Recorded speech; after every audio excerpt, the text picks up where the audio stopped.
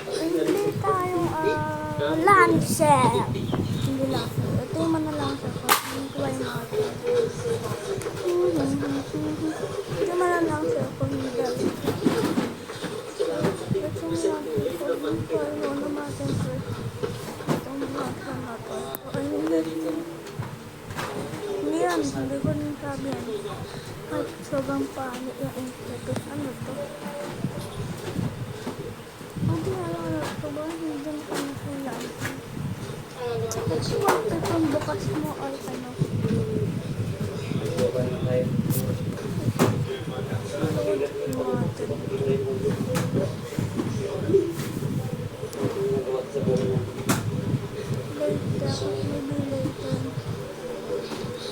Recharge ba? Parang overcharge naman ako.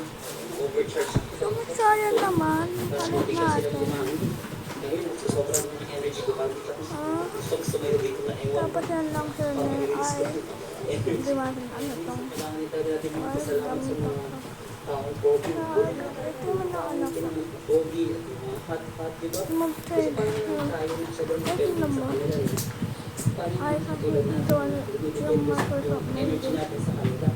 Kung wala si Mati. Pero yung dalaga ko na kaya hindi ko alam ano ko ano. Ito yung sasagot ko. Ito yung sasagot ko ng Panginoon.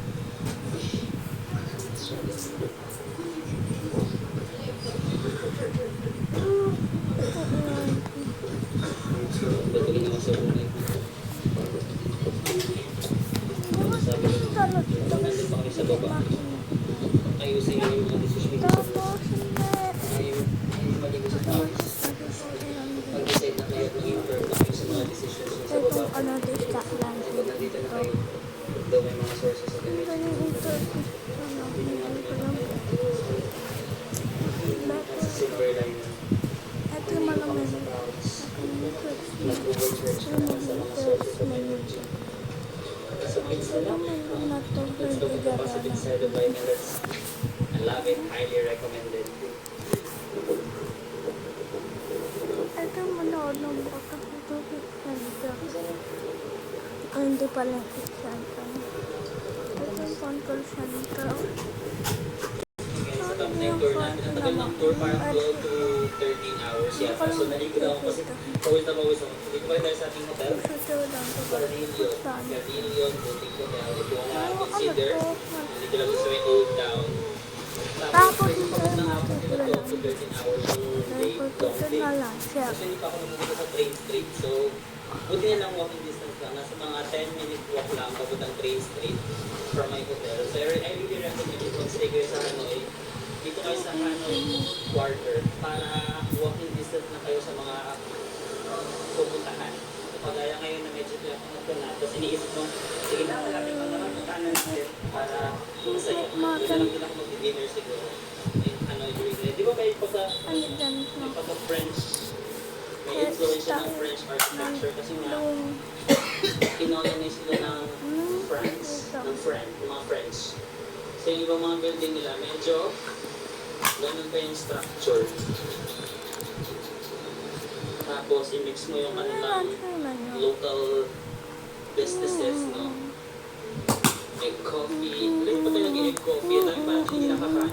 Yung may mga nilista ako dito na kakain na lang. Sige pa, sabihin ko na lang sa inyo. Isa, Tambi. Tambi daw is, pakita natin dito para may reference yun.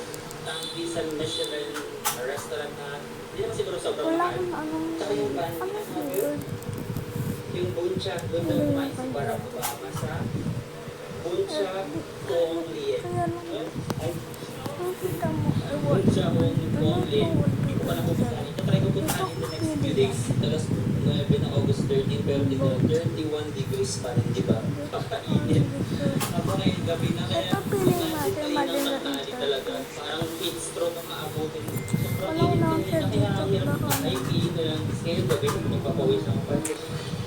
Kainit ko na yung kitchen. Actually, marami na sila mga restaurant dito lang sa may old quarter na sa mga experience. Matagal na rin kasi hindi nakakapag-train street. Nakapunta na ako doon in my past visits. Pero